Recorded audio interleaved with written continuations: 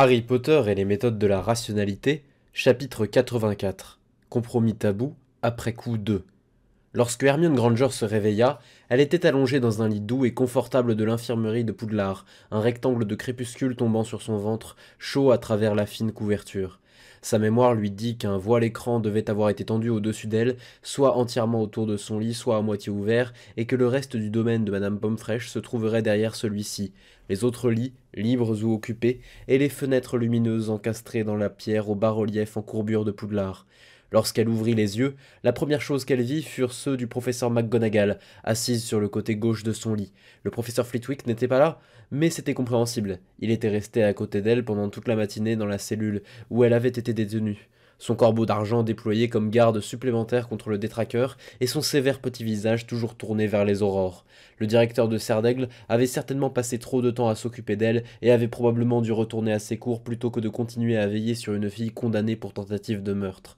Elle se sentit atrocement malade, et il ne lui semblait pas que c'était l'effet d'une quelconque potion. Elle se serait bien remise à pleurer, mais sa gorge lui faisait mal, ses yeux la brûlaient encore, et son esprit ne ressentait rien d'autre que de la fatigue. Elle aurait pu supporter de geindre un peu, mais elle n'arrivait pas à trouver la force de pleurer. « Où sont mes parents ?» chuchota Hermione à la directrice de Gryffondor. Il lui semblait que leur faire face serait la pire des choses au monde, encore pire que tout le reste, et pourtant, elle voulait quand même les voir. Le doux regard du professeur McGonagall se métamorphosa en une expression plus triste. « Je suis navré, mademoiselle Granger. Bien que cela n'ait pas toujours été le cas, nous avons décidé depuis quelques années qu'il était plus sage de ne pas informer les parents de Némoldu des dangers que leurs enfants ont encourus. Je vous conseillerais de rester vous aussi silencieuse si vous souhaitez rester à Poudlard sans qu'il ne vous cause d'ennui. »« Je ne serai pas exclue ?» chuchota la jeune fille. « Pour ce que j'ai fait ?»« Non, » dit le professeur McGonagall. « Mademoiselle Granger, vous avez sûrement entendu. J'espère que vous avez entendu Monsieur Potter lorsqu'il a dit que vous étiez innocente. Il disait juste ça comme ça, dit-elle d'une voix morne. Pour me faire libérer, je veux dire. » La vieille sorcière secoua la tête avec fermeté. Non, mademoiselle Granger, Monsieur Potter croit que vous avez reçu un sortilège de faux souvenirs, que le duel n'a jamais eu lieu.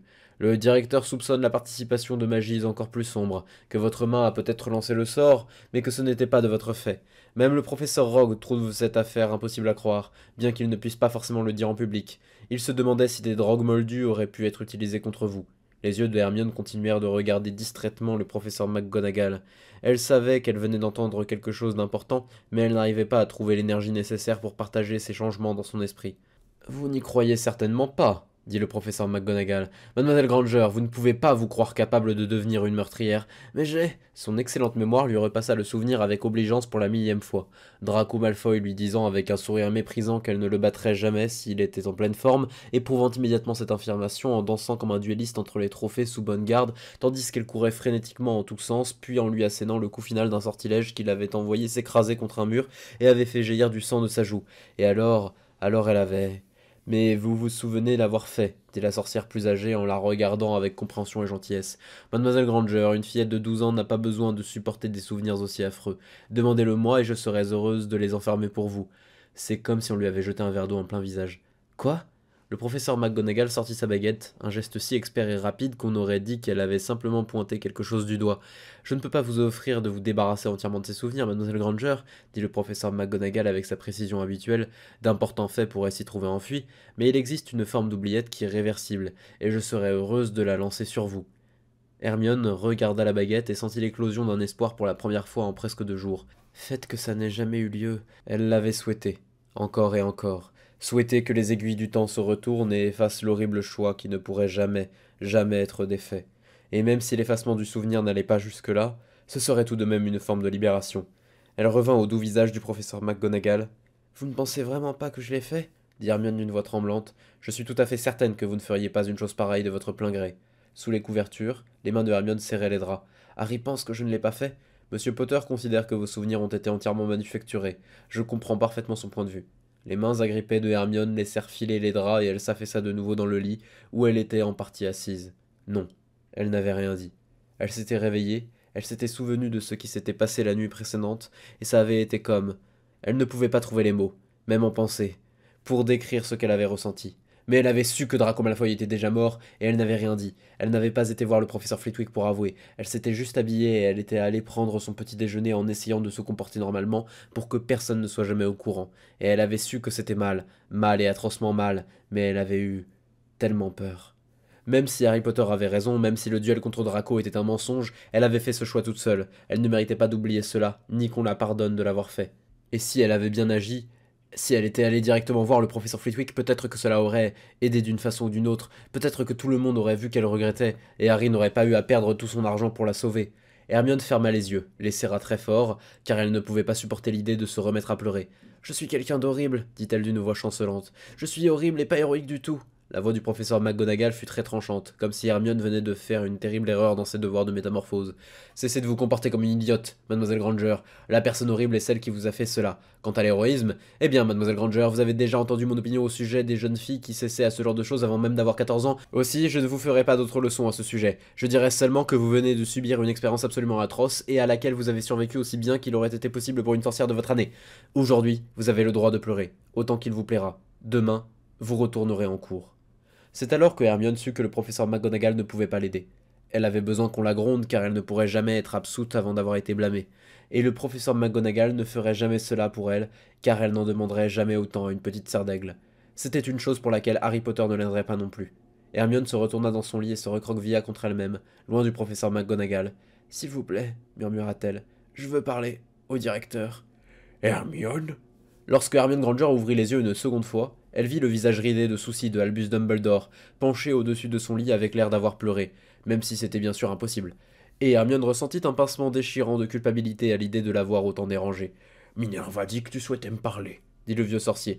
« Hermione ne savait soudain plus quoi dire. Sa gorge se referma, et elle ne put que bégayer. « Je suis... » Son ton devait être parvenu à communiquer l'autre mot, celui qu'elle ne parvenait même plus à prononcer. « Désolé, dit Dumbledore. Pourquoi devrais-tu être désolé ? Elle dut se forcer à faire sortir les mots de sa bouche. Vous avez dit à Harry qu'il ne devrait pas payer, donc j'aurais pas dû faire ce que le professeur McGonagall a dit, j'aurais pas dû toucher ma baguette, j'aurais pas dû toucher sa baguette. Ma chérie, dit Dumbledore, si tu ne t'étais pas engagé auprès de la maison Potter, Harry aurait attaqué Azkaban seul et aurait peut-être gagné. Ce garçon choisit peut-être ses mots avec soin, mais je ne l'ai encore jamais vu mentir. Et chez le survivant se trouve un pouvoir que le Seigneur des Ténèbres n'a jamais connu. Il aurait bel et bien essayé de briser Azkaban, même au prix de sa vie. La voix du vieux sorcier devint plus douce et plus amicale. « Non, Hermione, tu n'as rien fait qui justifie que tu t'en veuilles à toi-même. J'aurais pu faire qu'il n'attaque pas. » Dans les yeux de Dumbledore apparut un léger scintillement qui fut bientôt perdu dans sa fatigue. « Vraiment, mademoiselle Granger, peut-être devriez-vous être directrice à ma place, car je n'ai moi-même pas un tel pouvoir sur les enfants bornés. » Harry a promis, sa voix s'interrompit. L'horrible vérité était très difficile à prononcer. Harry Potter m'a promis qu'il ne m'aiderait jamais si je lui demandais de ne pas le faire. Il y eut une pause. Hermione se rendit compte que les bruits lointains de l'infirmerie qui avaient accompagné le professeur McGonagall avaient cessé lorsque Dumbledore l'avait réveillée. De là où elle se trouvait, allongée dans son lit, elle ne pouvait voir que le plafond et le haut de l'une des fenêtres, mais rien dans son champ de vision ne bougeait. Et s'il y avait des sons, elle ne pouvait pas les entendre. « Ah !» dit Dumbledore. Le vieux sorcier eut un profond soupir. « J'imagine qu'il est possible que le garçon ait alors tenu sa promesse. J'aurais dû aller à Azkaban de ton plein gré ?» dit Dumbledore. « Mademoiselle Granger, c'est la plus que je n'exigerai jamais d'un autre. » Mais Hermione déglutit. Elle n'avait pas pu s'empêcher de remarquer la faille, car tous ceux qui voulaient franchir le portrait du dortoir Serre d'Aigle apprenaient rapidement à faire attention aux formulations précises. « Mais ce n'est pas plus que ce que vous exigerez de vous-même. »« Hermione, » commença le vieux sorcier. « Pourquoi ?» dit la voix de Hermione. Et il semblait maintenant que celle-ci continuait de libérer de son esprit. « Pourquoi ne pourrais-je pas être plus courageuse? J'allais courir devant le détraqueur pour Harry, avant, je veux dire, en janvier. Alors pourquoi est-ce que j'ai pas pu ?» Pourquoi l'idée d'être envoyée à Azkaban l'avait-elle complètement tétanisée? Pourquoi avait-elle tout oublié du bien? « Ma chère petite fille, » dit Dumbledore. Les yeux bleus derrière les lunettes en demi-lune exprimaient une compréhension totale de sa culpabilité. Je n'aurais pas fait mieux moi-même lors de ma première année à Poudlard. Tout comme tu souhaiterais être plus gentil envers les autres, sois aussi plus gentil envers toi-même. Donc j'ai mal agi. » Il semblait qu'elle avait besoin de le dire et qu'on le lui dise, même si elle le savait déjà. Il y eut un silence. « Écoute, jeune serre d'aigle, » dit le vieux sorcier. « Écoute-moi bien car je vais te dire la vérité. La plupart des malfaisants ne se voient pas comme tels. De fait, la plupart d'entre eux se croient être des héros des histoires qu'ils se racontent. J'ai un jour cru que les pires choses du monde étaient faites au nom du plus grand bien. J'avais tort, terriblement tort. Il existe un mal dans ce monde qui sait l'être et qui hait le bien de toutes ses forces. Il souhaite détruire tout ce qui est bon. » Hermione frissonna dans son lit. Tout cela semblait très réel lorsque c'était Dumbledore qui le disait. Le vieux sorcier continua à parler. « Tu es l'une des bonnes choses de ce monde, Hermione Granger, et ce mal te hait donc aussi. Si tu étais demeurée forte pendant ce procès, il t'aurait frappé plus fort et encore plus fort jusqu'à ce que tu te brises. Ne pense pas que les héros ne peuvent pas être brisés. Nous sommes seulement plus résistants, Hermione. » Les yeux du vieux sorcier étaient devenus plus sévères qu'elle ne les avait jamais vus. Lorsqu'on est épuisé depuis de nombreuses heures, lorsque la douleur et la mort ne sont pas une peur passagère mais une certitude, alors il est plus difficile d'être un héros. Si je devais être honnête, alors aujourd'hui, oui, je n'hésiterais pas face à Azkaban. Mais lorsque j'étais dans ma première année à Poudlard, j'aurais fui devant ce détraqueur auquel tu as fait face, car mon père était mort à Azkaban et que je les craignais. Sache-le, le mal qui t'a frappé aurait pu briser n'importe qui, même moi. Seul Harry Potter aura ce qu'il faut pour faire face à cette horreur le jour où il sera en pleine possession de ses pouvoirs. Le cou de Hermione ne pouvait plus rester tendu vers le vieux sorcier. Elle laissa sa tête tomber en arrière jusqu'à son coussin, où elle regarda le plafond tentant d'absorber autant de mots qu'elle le pouvait. Pourquoi dit sa voix à nouveau tremblante. Pourquoi quelqu'un serait aussi méchant? Je comprends pas. Je me suis moi-même posé cette question, dit la voix du professeur Dumbledore, chargée d'une profonde tristesse. Je m'interroge depuis 30 ans et je ne comprends toujours pas. Toi et moi ne comprendrons jamais, Hermione Granger, mais au moins je sais maintenant ce que le véritable mal répondrait. Si on pouvait lui parler et lui demander pourquoi il était ainsi, il dirait « Pourquoi pas ?» Un bref éclair d'indignation la traversa. Il doit y avoir au moins 1 million de raisons de ne pas l'être. Tout à fait, dit la voix de Dumbledore.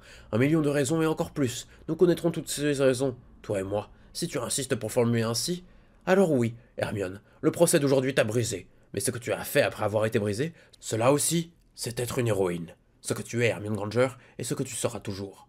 Elle leva de nouveau la tête et le regarda. Le vieux sorcier se leva de son lit. Sa barbe d'argent s'abaissa lorsqu'il s'inclina gravement devant elle, puis il partit. Elle continua de regarder la porte par laquelle le vieux sorcier était parti. Cela aurait dû signifier quelque chose pour elle, cela aurait dû la toucher. Elle aurait dû se sentir mieux maintenant que Dumbledore, qui avait auparavant semblé si réticent, venait de la reconnaître en tant qu'héroïne. Elle ne ressentait rien. Hermione laissa sa tête retomber sur le lit. Madame Pomfrey vint et lui fit boire quelque chose qui brûla ses lèvres comme l'aurait fait une nourriture épicée, dont l'odeur était encore plus forte et qui n'avait aucun goût. Cela ne signifia rien pour elle. Elle continua de regarder les lointains blocs de pierre du plafond. Minerva attendait en faisant de son mieux pour ne pas l'éviter près de la double porte de l'infirmerie de Poudlard. Enfant, elle avait toujours songé à ces portes comme à un sinistre portail, et elle ne pouvait à présent s'empêcher de s'en souvenir. Trop de mauvaises nouvelles avaient été annoncées ici. Albus sortit de l'infirmerie. Le vieux sorcier ne s'arrêta pas, continua seulement de marcher vers le bureau du professeur Flitwick, et Minerva le suivit. Le professeur McGonagall s'éclaircit la gorge. « Est-ce fait, Albus ?» Le vieux sorcier acquiesça d'un hochement de tête. « Si une magie hostile l'a atteint ou si le moindre esprit la touche, je le saurai et j'accourrai. » « J'ai parlé à Monsieur Potter après le cours de métamorphose, » dit le professeur McGonagall. Il était d'avis qu'à partir de maintenant, Mademoiselle Granger devrait aller à Beauxbatons plutôt qu'à Poudlard. Le vieux sorcier secoua la tête. « Non. Si Voldemort désire vraiment porter atteinte à Mademoiselle Granger, il est tenace au-delà de toute mesure. Ses serviteurs le rejoignent, il n'aurait pas pu récupérer Bellatrix Black seul. Azkaban elle-même n'est pas à l'abri de sa surveillance, et quant à Beauxbatons, non, Minerva, je ne pense pas que Voldemort puisse s'essayer à de telles possessions souvent ou contre des cibles plus fortes, sans quoi cette année se serait déroulée bien différemment. Et Harry Potter est ici, que Voldemort doit craindre, qu'il l'admette ou non. Maintenant que je l'ai mise sous protection, Mademoiselle Granger sera plus en sécurité au cœur de Poudlard qu'éloignée. Monsieur Potter semblait douter de cela, dit Minerva. Elle ne parvenait pas tout à fait à garder sa voix dénuée de tranchant car une partie d'elle était assez fortement d'accord. Il semblait penser que le sens commun dicte que Mademoiselle Granger continue sa scolarité n'importe où ailleurs qu'à Poudlard. Le vieux sorcier soupira. « Je crains que le garçon n'ait passé trop de temps parmi les moldus. Ils sont en permanence à la recherche de sécurité et s'imaginent toujours que celle-ci peut être trouvée. Si Mademoiselle Granger n'est pas en sûreté au centre de notre forteresse, elle ne le sera pas plus en la quittant. » Tout le monde ne semble pas d'accord, dit le professeur McGonagall. Ça avait presque été la première lettre qu'elle avait vue lorsqu'elle avait jeté un rapide coup d'œil sur son bureau. Une enveloppe du plus fin des parchemins, scellée d'une cire vert-argent, à l'effigie d'un serpent qui s'était dressé et lui avait suiflé dessus. J'ai reçu la chouette de Lord Malfoy retirant son fils de Poudlard. Le vieux sorcier hocha la tête, mais ne changea pas de rythme. Harry est-il au courant? Oui. Sa voix flancha l'espace d'un instant lorsqu'elle se souvint de l'expression de Harry. Après les cours, Monsieur Potter a félicité le bon sens de Lord Malfoy et a dit qu'il écrirait à Madame Londubat pour lui conseiller de faire le même avec son petit-fils, au cas où celui-ci serait la prochaine cible. Au cas où la gardienne de Monsieur Londubat serait suffisamment négligente pour le laisser à Poudlard, Monsieur Potter voudrait qu'il soit muni d'un retour de temps, d'une cape d'invisibilité, d'un balai et d'une bourse dans laquelle les transporter, et aussi d'un anneau d'orteil pourvu d'un porte-loin d'urgence menant vers un lieu sûr au cas où quelqu'un le kidnapperait. et lui ferait quitter l'enceinte de Poudlard. J'ai dit à Monsieur Potter que je ne pensais pas que le ministère consentirait à un tel usage des retourneurs de temps, et il m'a répondu que nous ne devrions pas leur demander l'autorisation. Je m'attends à ce qu'il désire voir Mademoiselle Granger recevoir pareil équipement si jamais elle reste. Quant à lui, Monsieur Potter veut un balai pour 3 personnes afin qu'elle puisse les transporter dans sa bourse. Elle n'était pas éblouie par la liste des précautions, impressionnée par leur intelligence, mais pas éblouie. Elle était maître de métamorphose, après tout. Mais le fait que Harry trouve maintenant Poudlard aussi dangereuse que la recherche fondamentale en magie envoyait quand même des frissons d'inquiétude parcourir son corps. Le département des mystères n'est pas à défier à la légère, dit Albus. Mais pour le reste, le vieux sorcier sembla s'affaisser légèrement. Autant donner aux garçons ce qu'ils souhaitent. Et je protégerai aussi Neville et écrirai à Augusta pour lui dire qu'il devrait rester ici pendant les vacances. Et enfin, continua-t-elle, Monsieur Potter dit que, et je le cite directement, Albus, que quelle que soit l'espèce d'attire-mage noir que le directeur garde ici, il faut le faire sortir de cette école maintenant. Cette fois, elle ne parvint pas à empêcher sa voix d'être tranchante. J'en ai demandé autant à Flamel, dit Albus d'un ton qui laissait clairement entendre sa douleur. Mais maître Flamel a dit que même lui ne peut garder la pierre en sûreté, qu'il croit que Voldemort a le moyen de la trouver où qu'elle se trouve, et qu'il ne consent pas à ce qu'elle soit gardée ailleurs qu'à Poudlard. Minerva, je suis navré, mais elle doit être gardée ici. Il le faut. Très bien, dit le professeur McGonagall. Quant à moi, je pense que Monsieur Potter a raison en tout point. Le vieux sorcier lui jeta un coup d'œil, et il dit d'une voix émue « Minerva, vous me connaissez depuis longtemps, aussi bien que quiconque encore en vie aujourd'hui. Dites-moi si ces ténèbres me tiennent déjà. » Quoi dit le professeur McGonagall, franchement surprise. Oh non, Albus, non. Les lèvres du vieux sorcier se serrèrent avec force avant qu'il ne parle. Pour le plus grand bien, ils sont si nombreux, ceux que j'ai sacrifiés pour le plus grand bien.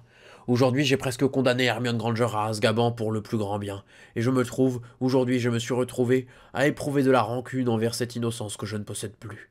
La voix du vieux sorcier resta en suspens. Le mal fait au nom du bien, le mal fait au nom du mal, quel est le pire? Vous faites l'idiot, Albus. Le vieux sorcier lui jeta un nouveau coup d'œil avant de regarder une fois de plus devant lui. Dis-moi, Minerva, t'es-tu arrêté le temps de supposer les conséquences de ton geste avant de dire à Mademoiselle Granger comment se lier à la famille Potter? Elle inspira par réflexe lorsqu'elle comprit ce qu'elle avait fait. Tu ne l'as donc pas fait. Les yeux d'Albus étaient attristés. Non, Minerva, tu n'as pas à t'excuser, c'est bien ainsi.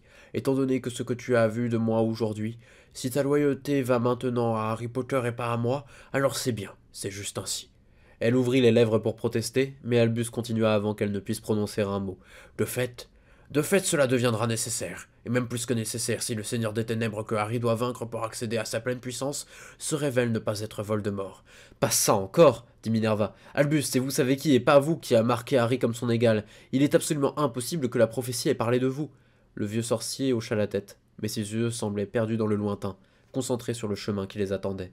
La cellule de détention, bien au centre du département de justice magique, était luxueusement apprêtée, ce qui constituait plus une remarque sur ce que les sorciers adultes tenaient pour acquis que sur quelques sentiments humains envers les prisonniers. Il y avait une chaise à bascule automatique munie de coussins autochauffants moelleux et richement brodés. Il y avait une armoire qui contenait un assemblage hétéroclite de livres trouvés chez un vendeur à la sauvette ainsi qu'un étage entier de vieux magazines dont un de 1883. Quant aux toilettes, eh bien ce n'était pas tout à fait luxueux, mais un sortilège lancé sur la pierre interrompait toutes ces petites affaires. On n'allait nulle part où l'aurore de garde ne pouvait surveiller.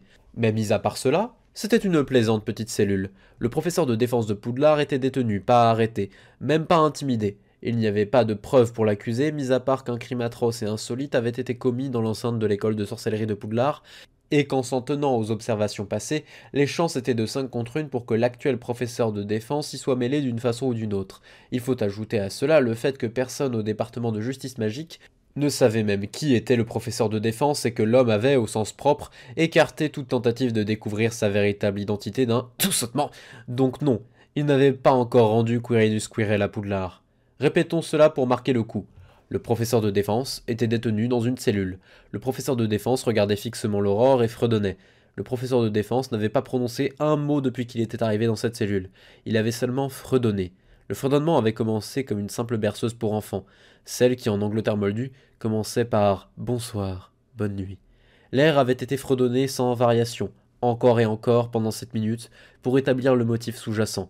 Puis commencèrent les élaborations sur le thème principal, des vers fredonnés trop lentement, entrecoupés de longues pauses, afin que l'esprit de celui qui écoutait attende désespérément la note suivante, le vers suivant. Puis lorsque le prochain vers venait, il était tellement faux, incroyablement atrocement faux, pas seulement faux par rapport au vers précédent, mais chanté sur une tonalité qui ne correspondait à aucune note, si bien qu'on pouvait croire que cette personne avait délibérément pratiqué ce fredonnement uniquement afin d'acquérir une antimusicalité parfaite.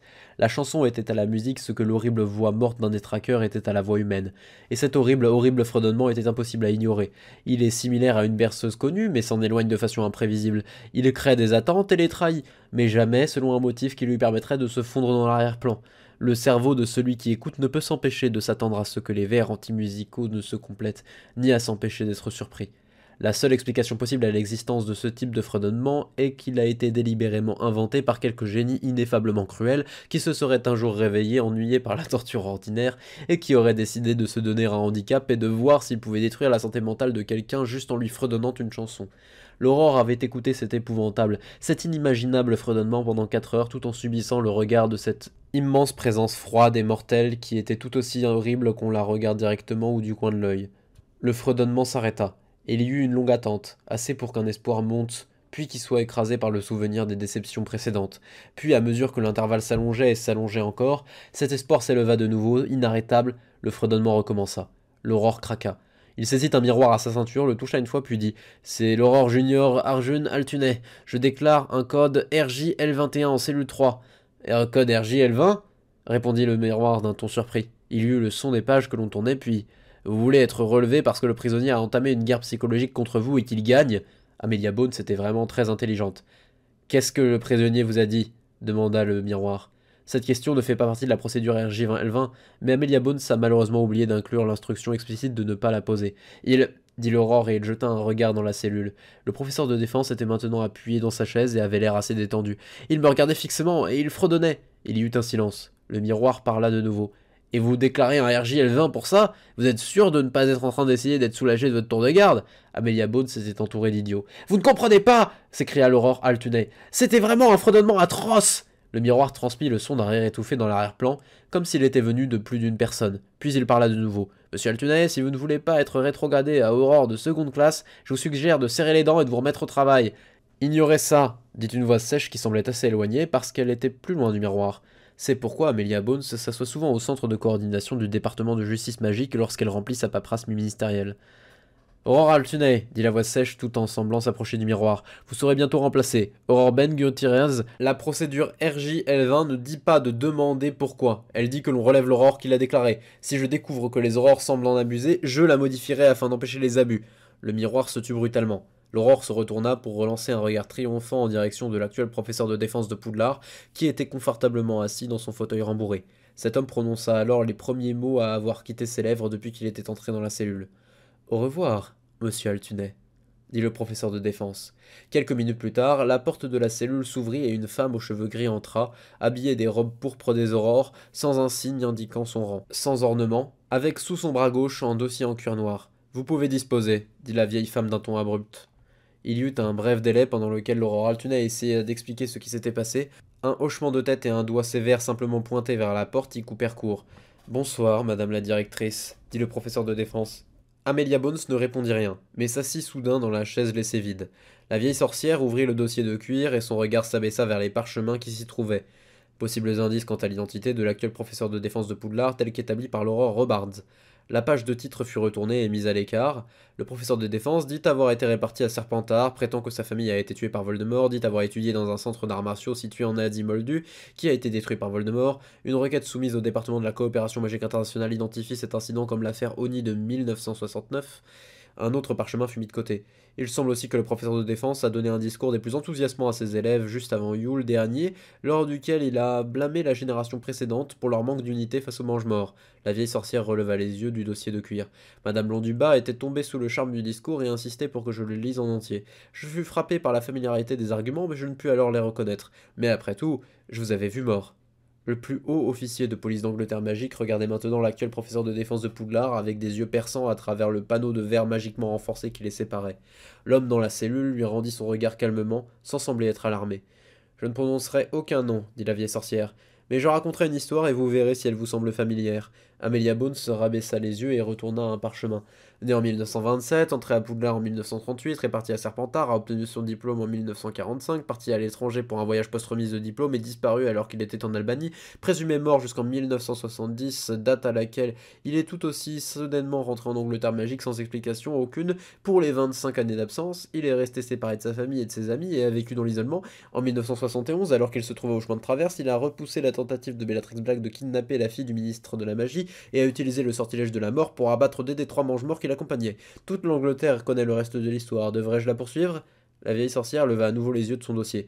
Très bien. Il y eut un procès au Magan Mago durant lequel ce jeune homme fut exonéré de son utilisation du sortilège de la mort, en grande partie grâce aux efforts de sa grand-mère, la dame de sa maison. Il se réconcilia avec sa famille et ils organisèrent une grande réunion pour lui souhaiter la bienvenue. L'invité d'honneur arriva à cette réunion pour découvrir toute sa famille tuée par des mange-morts, elfes de maison compris, et que lui, de la lignée cadette, était maintenant le dernier héritier d'une maison noble. Le professeur de défense n'avait réagi à rien de tout cela, mis à part ses yeux qui s'étaient à moitié clos, comme par lassitude. Le jeune homme prit le siège de sa famille au Magan Mago et devint l'une des voix les plus tenaces contre vous savez qui. Il mena plusieurs fois des forces contre les mange-morts et les combattit au moyen d'habiles tactiques et d'un pouvoir extraordinaire. Les gens commencèrent à le dire être le prochain Dumbledore et on pensait qu'il pourrait devenir ministre de la magie après la chute du Seigneur des Ténèbres. Le 3 juillet 1973, il ne se présenta pas à un vote de première importance du Magan Mago et plus personne n'entendit jamais parler de lui. Nous avons supposé que le Seigneur des Ténèbres l'avait tué. Ce fut un terrible coup porté contre nous, et les choses ne firent qu'empirer. Le regard de la vieille sorcière était interrogateur. Je vous ai pleuré. Que s'est-il passé? Les épaules du professeur de défense bougèrent légèrement, comme un petit haussement. Vous faites beaucoup d'hypothèses, dit-il doucement.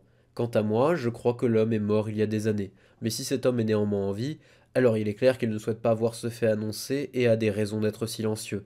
Il semble que cet homme vous a un jour quelque peu aidé. Les lèvres du professeur de défense se recourbèrent en un sourire cynique. Mais je ne suis plus surpris lorsque la gratitude est fugace. Allez-vous exiger encore plus de lui? La vieille sorcière s'inclina dans son fauteuil de gardien et sembla assez surprise, peut-être même blessée. Non, dit-elle après un moment. Ses doigts heurtèrent le dossier de cuir nerveusement. Vous seriez-vous dit si vous aviez cru qu'Amelia Bones pouvait être nerveuse.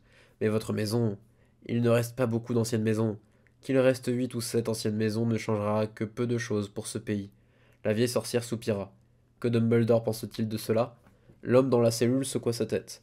Il ignore qui je suis et a promis de ne pas se renseigner. Les sourcils de la vieille sorcière s'élevèrent. Alors comment vous identifie-t-il auprès du système de sécurité de Poudlard? Un léger sourire. Le directeur a dessiné un cercle et a dit à Poudlard que celui qui s'y tenait était le professeur de défense.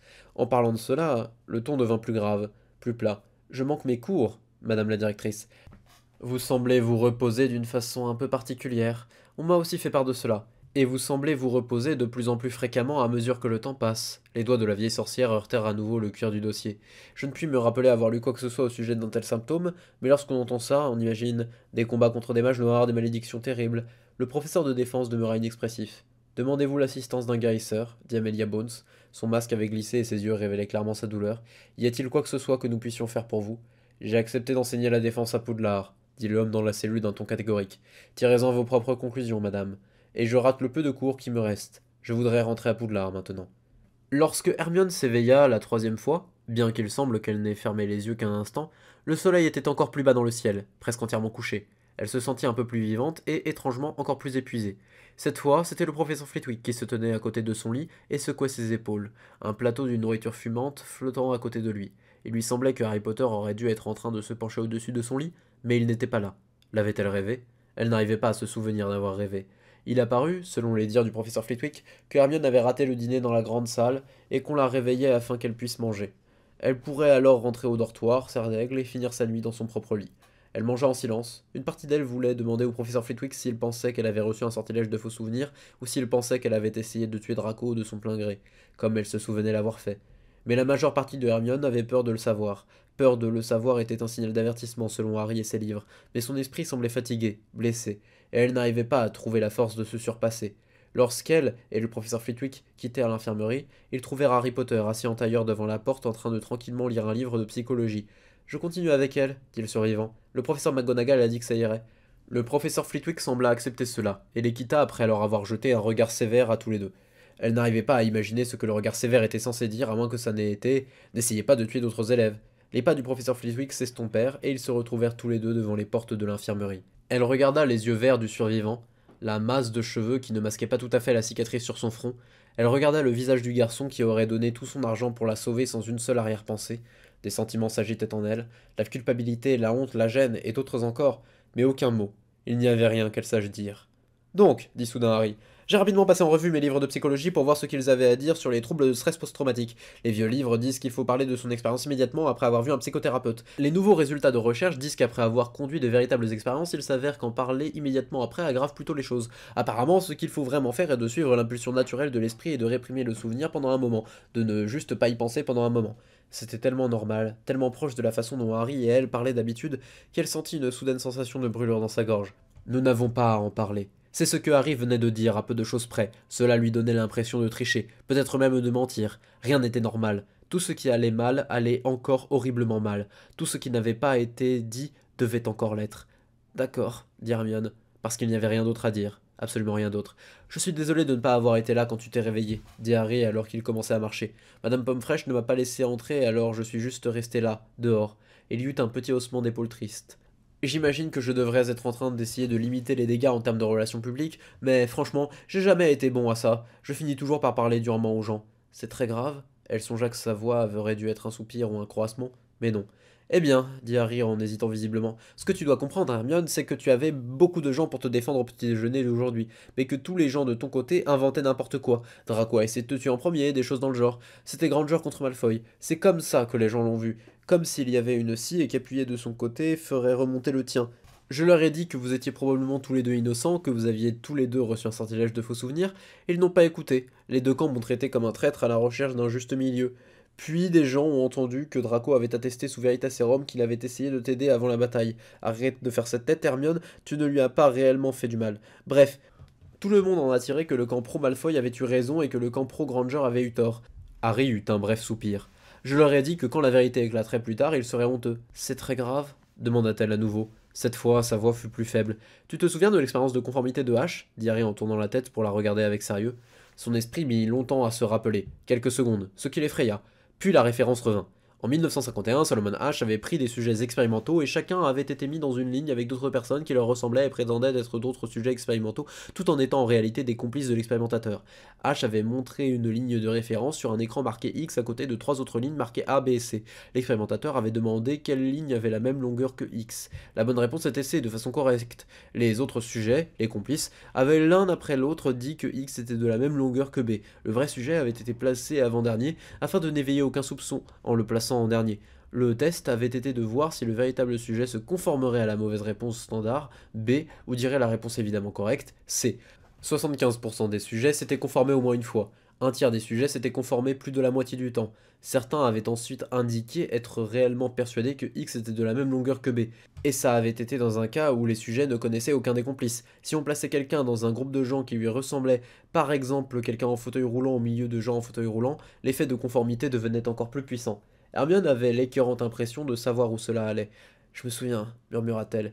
Tu sais, j'ai donné un entraînement anticonformité à la Légion du Chaos. J'ai demandé à chaque légionnaire de se placer au milieu du groupe et de dire 2 et 2 font 4, ou l'herbe est verte, pendant que les autres soldats, tous les autres soldats de la Légion du Chaos, le traitaient d'idiot ou riaient de lui. Les ricanements d'Allen Flint étaient vraiment bons, ou le regardaient d'un air atterré avant de tourner les talons et de s'en aller. Ce dont tu dois te rappeler, c'est que seule la Légion du Chaos a déjà pratiqué quelque chose comme ça. Personne d'autre à Poudlard ne sait même ce qu'est la conformité. Harry, sa voix vacillait. Est-ce que c'est très grave? Harry eut un autre haussement d'épaule triste. Tout le monde en deuxième année, et plus, puisqu'ils ne te connaissent pas, tout le monde dans l'armée dragon, tout Serpentard bien sûr, et bien presque tout le reste de l'Angleterre magique aussi je pense. Rappelle-toi que Lucius Malfoy contrôle la Gazette du Sorcier. Tout le monde chuchota-t-elle. Ses membres commencèrent à devenir froids, comme si elle venait de se sortir d'une piscine non chauffée. Ce que les gens croient vraiment ne leur semble pas être une croyance, ça leur semble être un état du monde. Toi et moi, nous tenons dans cette petite sphère privée de l'univers où Hermione Granger a reçu un sortilège de faux souvenirs. Le reste du monde vit dans le monde où Hermione Granger a essayé de tuer Draco Malfoy. Ernie Macmillan, Hermione bloqua une inspiration à mi-parcours. Le capitaine Macmillan pense qu'il lui est maintenant éthiquement interdit d'être ton ami. Enfin, il essaie de faire ce qui est juste en fonction de ce qu'il croit, dans le monde où il pense vivre. Les yeux de Harry étaient très sérieux. Hermione, tu m'as souvent dit que je prends trop souvent les gens de haut, mais si j'attends trop d'eux, si j'attendais des gens qui les comprennent, alors je les haïrais vraiment. Idéalisme mis à part, les élèves de Poudlard ne connaissent pas assez de sciences cognitives pour être tenus pour responsables de la façon dont leurs esprits fonctionnent. Ce n'est pas leur faute s'ils sont fous. La voix de Harry était étrangement douce, presque comme celle d'un adulte. Je sais que ça va être plus dur pour toi que ça le serait pour moi, mais souviens-toi, le vrai coupable finit par se faire avoir. Quand la vérité éclatera, tous ceux qui étaient confiants dans leur erreur seront honteux. Et si le vrai coupable ne se fait pas attraper, dit-elle d'une voix tremblante, ou s'il s'avère que c'est moi après tout, alors tu pourras quitter Poudlard et aller à l'Institut des sorcières de Salem, aux États-Unis. Quitter Poudlard? Elle n'avait jamais songé à cette possibilité autrement que comme la punition ultime. Hermione, je pense que tu pourrais vouloir faire ça de toute façon. Poudlard n'est pas un château, c'est de la folie emmurée. Tu as d'autres possibilités. Bégaya-t-elle. Je devrais y réfléchir. Harry hocha la tête. Au moins, personne n'essaierait de te lancer un sortilège. Pas après ce que le directeur a dit au dîner ce soir. Oh, et Ron Weasley est venu me voir avec un air très sérieux et m'a dit que si je te voyais en premier, je devrais te dire qu'il est désolé d'avoir pensé du mal de toi et qu'il ne dira plus jamais rien de méchant à ton égard. Ron croit que je suis innocente dit Hermione. Eh bien, ce n'est pas qu'il croit que tu es innocente. Tout le dortoir de Serdaigle devint silencieux lorsqu'ils entrèrent. Et les regarda. La regarda. Elle avait eu ce genre de cauchemar. Puis, un par un, les gens détournèrent leurs regards. Pénélope Beauclerc, la préfète de 5e année, responsable des premières années, détourna lentement et délibérément le regard. Sully, Lisa Turpin et Michael Corner, tous assis à la même table, qu'elle avait tous aidés pour leur devoir, ils détournèrent tous les yeux, leur visage devenu soudain nerveux lorsqu'elle avait essayé de saisir leur regard. Une 3e année, appelée Letitia Randall, que la SPEHS avait sauvée des brutes de Serpentard à part 2 fois, se pencha vivement sur son bureau et se remit à ses devoirs. Mandy Brocklehurst détourna le regard. Si Hermione n'éclata alors pas en sanglots, ce n'est pas parce qu'elle s'y était attendue, qu'elle l'avait rejoué dans son esprit encore et encore. Au moins les gens ne lui hurlaient pas dessus, ne la poussaient pas et ne lui lançaient pas de maléfices. Ils détournaient seulement le regard. Hermione avança droit vers l'escalier qui menait directement au dortoir des filles de première année. Elle ne vit pas que Padma Patil et Anthony Goldstein la regardaient, leur tête seule à suivre son mouvement. De derrière elle, elle entendit Harry Potter dire d'un ton très calme « Vous tous, la vérité finira par éclater. Donc si vous êtes tous si sûrs qu'elle est coupable, pourrais-je vous demander de signer ce papier-ci qui dit que si elle s'avère avoir été innocente, elle aura le droit de vous dire je te l'avais dit et de vous en vouloir jusqu'à la fin de vos jours? Allez-y, ne soyez pas lâches. Si vous y croyez vraiment, vous ne devriez pas avoir peur de parier. » Elle avait parcouru la moitié des escaliers lorsqu'elle se rendit compte qu'il y aurait aussi d'autres filles dans le dortoir. Les étoiles n'étaient pas encore tout à fait visibles. On ne pouvait voir qu'une ou deux des plus brillantes à travers le voile rouge et violet de l'horizon, mais le soleil s'était couché. Les mains de Hermione pressèrent la pierre du parapet qui protégeait le petit balcon où elle s'était réfugiée, loin de la cage d'escalier après s'être rendu compte que elle ne pouvait juste pas aller dormir. Les mots faisaient écho dans son esprit sur le même ton qu'aurait eu ceci. Tu ne peux plus rentrer chez toi.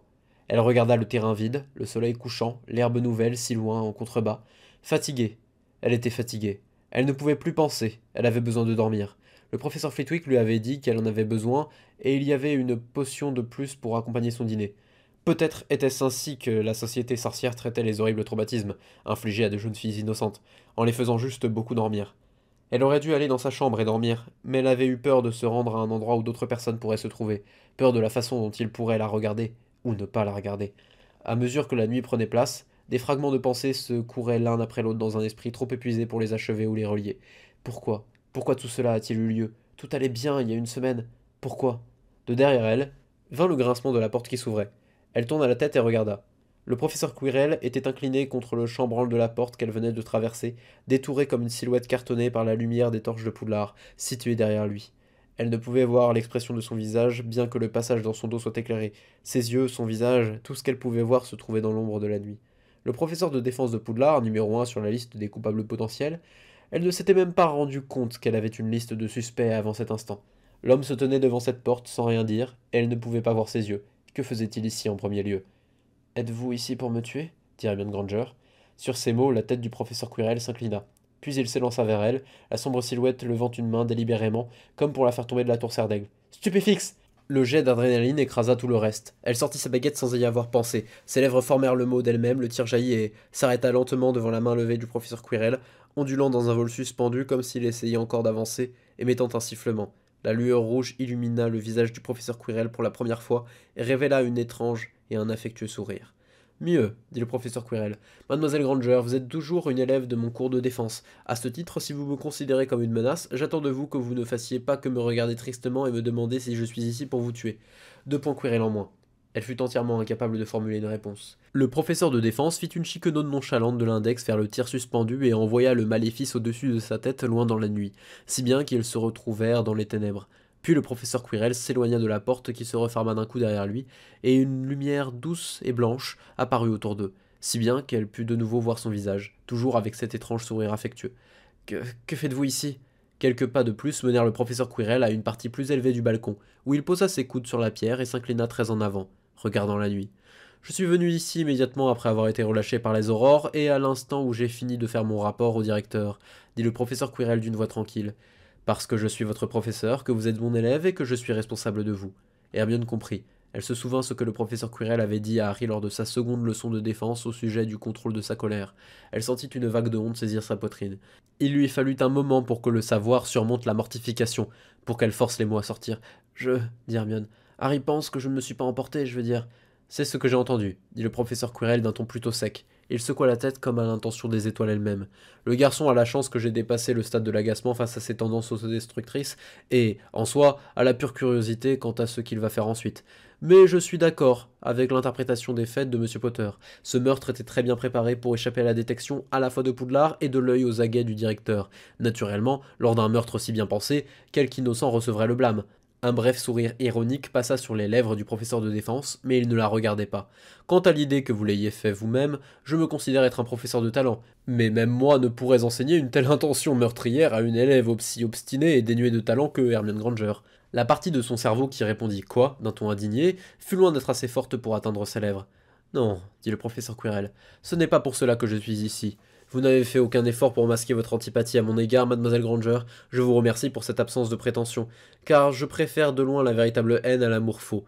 Mais vous êtes toujours mon élève et j'ai quelque chose à vous dire si vous voulez bien l'écouter. » Hermione le regarda tout en continuant de combattre les effets de l'adrénaline de quelques instants auparavant. Le professeur de défense semblait juste regarder le ciel noir dans lequel les étoiles apparaissaient. « Il fut un jour où j'allais devenir un héros, » dit le professeur Quirrell, les yeux toujours levés. « Pouvez-vous y croire, mademoiselle Granger ? Non. Merci, une fois de plus, mademoiselle Granger.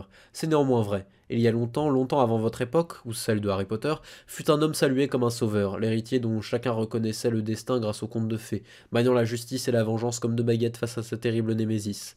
Le professeur Quirrell eut un rire doux et amer avant de relever les yeux vers le ciel nocturne. Savez-vous, mademoiselle Granger, qu'à cette époque je me croyais déjà cynique et que pourtant... Eh bien... Le silence s'étira dans le froid et la nuit. En toute honnêteté, dit le professeur Quirrell en relevant la tête vers les étoiles, je ne comprends toujours pas. Ils auraient dû savoir que leur vie dépendait du succès de cet homme, et pourtant c'est comme s'ils essayaient de faire leur possible pour rendre sa vie déplaisante, pour placer tous les obstacles possibles sur son chemin. Je n'étais pas naïf, mademoiselle Granger, je ne m'attendais pas à ce que les puissants se rallient à moi aussi vite, pas sans qu'ils aient quelque chose à y gagner. Mais leur pouvoir à eux aussi était menacé, et j'étais donc choqué de voir comme ils semblaient heureux de s'écarter et de laisser à cet homme tous les fardeaux de la responsabilité. Ils se gaussaient de ses réussites, se faisaient remarquer l'un à l'autre à quel point ils auraient fait mieux à sa place, même s'ils ne s'abaissaient pas à le faire. Le professeur Quirrell secoua la tête avec perplexité. Et c'était la chose la plus étrange, le mage noir, le terrible némésis de cet homme. Eh bien, ceux qui le servaient remplissaient leurs tâches avec zèle. Le mage noir devenait plus cruel envers ses adeptes, et ils le suivaient d'autant plus. Les gens se battaient pour avoir la chance de le servir, tandis que ceux dont la vie dépendait de cet autre homme se sentaient libres de lui rendre la sienne difficile. Je ne parvenais pas à les comprendre, mademoiselle Granger.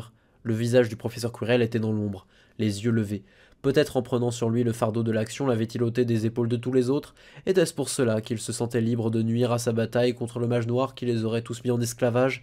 Il s'avère que ce n'était pas du cynisme mais de l'optimisme absolu que de croire que les hommes agiraient pour leur intérêt personnel. En réalité, les hommes ne s'élèvent pas jusque-là. Et il finit donc par se rendre compte qu'il ferait mieux de combattre le mage noir seul qu'avec de tels adeptes sur son dos. Donc, dans la nuit, la voix de Hermione était étrange. Vous avez laissé vos amis derrière en sécurité et avez essayé d'attaquer le mage noir tout seul? Allons, pas du tout, dit le professeur Quirrell. J'ai arrêté d'essayer d'être un héros et je suis parti faire quelque chose de plus plaisant. Quoi? Dit Hermione sans même réfléchir. C'est horrible! Le professeur de défense abaissa sa tête, se détourna du ciel, et elle vit dans la lumière de la porte qu'il souriait, ou du moins que la moitié de son visage souriait. Mademoiselle Granger, allez-vous me dire que je suis quelqu'un d'horrible? Eh bien peut-être. Mais alors les gens qui n'essaient même pas de devenir des héros sont-ils encore pires? Si je n'avais jamais essayé de faire quoi que ce soit, auriez-vous eu une meilleure opinion de moi? Hermione ouvrit la bouche et découvrit à nouveau qu'une fois de plus, elle n'avait rien à dire. Ce n'était pas bien de se désister de la tâche de héros, on ne pouvait tout simplement pas faire ça. Mais elle ne voulait pas dire que tous ceux qui n'étaient pas des héros ne valaient rien. Ça aurait été pensé comme Quirrell. Le sourire ou demi-sourire avait disparu. Vous étiez idiote, dit doucement le professeur de défense, de vous attendre à la moindre gratitude de la part de ceux que vous aviez essayé de protéger après vous être désigné comme héroïne. Tout comme vous attendiez de cet homme qu'il continue d'être un héros et l'avez qualifié d'horrible parce qu'il s'est arrêté alors que 1000 autres n'ont jamais levé un doigt. Il était attendu que vous combattiez ces brutes, c'était une taxe due et ils l'ont accepté comme des princes avec une moue moqueuse pour le retard de votre paiement. Et je gage que vous avez déjà été témoin de leur affection, disparaissant comme de la poussière sous le vent une fois qu'il n'était plus dans leur intérêt de s'associer à vous. Le professeur de défense se raidit lentement sur le balcon, se tint presque droit et se tourna pour lui faire pleinement face. Mais vous n'avez pas à être une héroïne, mademoiselle Granger, dit le professeur Quirrell. Vous pouvez vous arrêter quand bon vous semble. Cette idée lui était déjà venue plusieurs fois, lors des 2 derniers jours. Les gens deviennent ceux qu'ils sont censés devenir en faisant ce qui est juste, lui avait dit le directeur. Le problème était qu'il y avait 2 choses justes à faire. Il y avait la partie d'elle qui disait que la bonne chose à faire était de continuer d'être une héroïne et de rester à Poudlard, car même si elle ne comprenait pas ce qui se passait, une héroïne ne se contenterait pas de fuir. Et il y avait aussi la voix du bon sens qui lui disait que les jeunes enfants ne devraient jamais rester proches du danger, que c'était à cela que les adultes servaient. La voix de toutes les affiches de l'école qui disait de ne pas prendre les bonbons des inconnus. Cette voix aussi avait raison. Hermione se tenait sur le balcon et regardait la silhouette du professeur Quirrell découpée par les étoiles qui émergeaient et elle ne comprenait pas. Elle ne comprenait pas comment le professeur de défense pouvait la regarder d'un air aussi inquiet. Elle ne comprenait pas les notes de douleur qu'elle avait remarquées dans la voix du professeur. Elle ne comprenait même pas pourquoi on lui disait tout cela. « Vous ne m'appréciez même pas, professeur » dit-elle. Un léger sourire vacilla sur le visage du professeur Quirrell. J'imagine que je pourrais m'étaler sur ma colère contre cette affaire qui a empiété sur mon temps précieux et a perturbé mes cours de défense, mais avant tout, mademoiselle Granger, vous êtes mon élève, et quelles qu'aient été mes professions passées, je pense avoir été un bon enseignant à Poudlard, n'est-ce pas? Les yeux du professeur de défense semblèrent soudain très fatigués. Alors en tant qu'enseignant, je vous signale que vous avez d'autres plans de carrière possibles. Je n'aimerais voir personne suivre la voie que j'ai suivie. Hermione déglutit. C'était là un aspect du professeur Quirrell qu'elle n'avait jamais vu ni imaginé, et cet aspect dévorait ses préjugés au sujet de celui-ci. Le professeur Quirrell la regarda pendant un moment, puis détourna les yeux d'elle, les releva vers les étoiles. Lorsqu'il reparla, sa voix était plus basse. « Quelqu'un ici vous prend pour cible, mademoiselle Granger, et je ne peux vous protéger comme j'ai protégé monsieur Malfoy. Le directeur l'empêche pour des raisons qu'il juge être bonnes. Il est facile de s'attacher à Poudlard, je le sais, car j'y suis moi-même assez attaché. Mais en France, ils ne voient pas les anciennes maisons comme en Angleterre, et je ne pense pas que Beaubaton vous maltraiterait. Quoi que vous pensiez de moi par ailleurs, je vous jure que si vous me demandez de vous conduire de façon sûre à Beaubaton, je ferai tout ce qui est en mon pouvoir pour vous y amener. Je ne peux pas juste, dit Hermione, mais vous le pouvez, mademoiselle Granger. Les yeux pâles et bleus la regardaient à présent avec intensité. Quoi que vous souhaitiez faire de votre vie, vous ne pourrez plus l'atteindre à Poudlard, plus maintenant. Ce lieu est mort pour vous même en ignorant les autres menaces. Demandez simplement à Harry Potter de vous ordonner d'aller à Beaubaton et vivez le reste de votre vie en paix. Si vous demeurez ici, il sera votre maître aux yeux de l'Angleterre et de ses lois. Elle n'y avait même pas réfléchi tant c'était insignifiant face à l'idée d'être mangée par des détraqueurs. Cela avait auparavant été important pour elle, et cela semblait maintenant puéril, sans importance, vide. Mais alors, pourquoi ses yeux la brûlaient-elle? Et si cela échoue à vous convaincre, mademoiselle Granger, considérez aussi que monsieur Potter, ne serait-ce qu'aujourd'hui à l'heure du déjeuner, a menacé Lucius Malfoy, Albus Dumbledore et l'intégralité du Magen Mago, juste parce qu'il est incapable de réfléchir lorsque quelque chose menace de vous arracher à lui. N'avez-vous pas peur de ce qu'il fera ensuite? Cela se tenait. De façon terrible, de façon atroce, épouvantable, cela se tenait trop bien. Elle n'aurait pas pu décrire avec des mots ce qui déclencha la compréhension, à moins que ça ne soit la simple pression que le professeur de défense exerçait sur elle. Si le professeur de défense était derrière tout ça, alors le professeur Quirrell avait fait tout ça juste pour l'écarter du chemin tracé par les plans qu'il avait concernant Harry. Sans décision consciente, elle déplaça son centre de gravité vers son autre jambe et écarta son corps du professeur de défense. « Donc, vous pensez que je suis le responsable » dit le professeur Quirrell. Sa voix fut un peu triste lorsqu'il dit cela, et le cœur de Hermione s'arrêta presque lorsqu'elle l'entendit. « J'imagine que je ne peux pas vous en vouloir, je suis le professeur de défense de Poudlard après tout. Mais, mademoiselle Granger, même en supposant que je suis votre ennemi, le bon sens devrait quand même vous dire de vous écarter de moi très vite. Vous ne pouvez pas utiliser le sortilège de la mort, la bonne tactique est donc de transplaner au loin. Cela ne dérange pas d'être le méchant de votre imagination si cela rend les choses plus claires. Quittez Poudlard et laissez-moi ceux qui peuvent s'occuper de moi. J'arrangerai votre transport par une famille de bonne réputation et monsieur Potter saura me blâmer si vous n'arrivez pas entière. Elle avait froid. L'air de la nuit rafraîchissait sa peau, à moins qu'il ne fût rafraîchi par elle. Je dois y penser. Le professeur Quirrell secoua la tête. Non, mademoiselle Granger, je mettrai du temps à arranger votre départ et j'ai moins de temps que vous ne le pensez. Cette décision sera peut-être douloureuse, mais elle ne doit pas être ambiguë. Il y a beaucoup de poids sur cette balance, mais il n'est pas équitablement réparti. Je dois savoir ce soir si vous comptez partir. Et sinon... Le professeur de défense la mettait-il en garde, que si elle ne partait pas, il frapperait de nouveau? Pourquoi était-ce si important? Que le professeur Quirrell voulait-il faire de Harry? Hermione Granger, je serai moins subtil que les vieux sorciers le sont habituellement et je vous annonce catégoriquement que vous ne pouvez pas imaginer à quel point les choses pourraient mal tourner si les événements qui gravitent autour de Harry Potter prenaient un mauvais détour. Le plus puissant sorcier du monde lui avait dit cela en lui parlant de l'importance qu'il avait à ce qu'elle ne cesse pas d'être l'amie de Harry. Hermione déglutit. Elle chancela un peu, debout sur le balcon de pierre d'un château magique. La mortelle absurdité de la situation sembla soudain s'élever et la saisir à la gorge. Des filles de 12 ans ne devraient pas être en danger, ne devraient pas penser à de telles choses, et maman lui dirait de s'enfuir, et son père aurait fait une crise cardiaque s'il savait seulement les questions auxquelles elle faisait face. Et elle sut alors, comme Harry et Dumbledore avaient essayé de la mettre en garde, que tout ce qu'elle avait toujours cru sur la condition d'héroïne avait été erroné, qu'il n'y avait rien de tel que des héros à l'extérieur des histoires, seulement un horrible danger, être arrêté par des aurores mis en cellule à côté des détraqueurs, de la douleur et de la peur. Et, mademoiselle Granger, dit le professeur de défense, elle ne dit rien. Tous les mots étaient bloqués dans sa gorge. Il me faut une décision, mademoiselle Granger. Elle garda sa mâchoire serrée et ne laissa aucun mot sortir. Le professeur de défense finit par soupirer, lentement la lumière blanche disparut, et lentement la porte de derrière s'ouvrit, si bien qu'elle fut de nouveau une silhouette noire détourée par l'ouverture. Bonne nuit, mademoiselle Granger, dit-il, puis il tourna le dos et partit vers Poudlard. Il lui fallut un moment pour que sa respiration ralentisse. Quoi qu'il se soit produit ici, cette nuit, cela ne ressemblait en rien à une victoire. Elle s'était battue si fort pour ne pas dire oui face à la pression du professeur de défense, et elle ne savait même pas si ça avait été une bonne décision. Puis elle revint à son tour vers la lumière et commença à monter les escaliers vers son dortoir. Les autres filles étaient probablement déjà endormies. Elle ne la regarderait pas plus qu'elle ne détournerait les yeux. Elle sentit les larmes couler, et cette fois, elle n'essaya pas de les arrêter.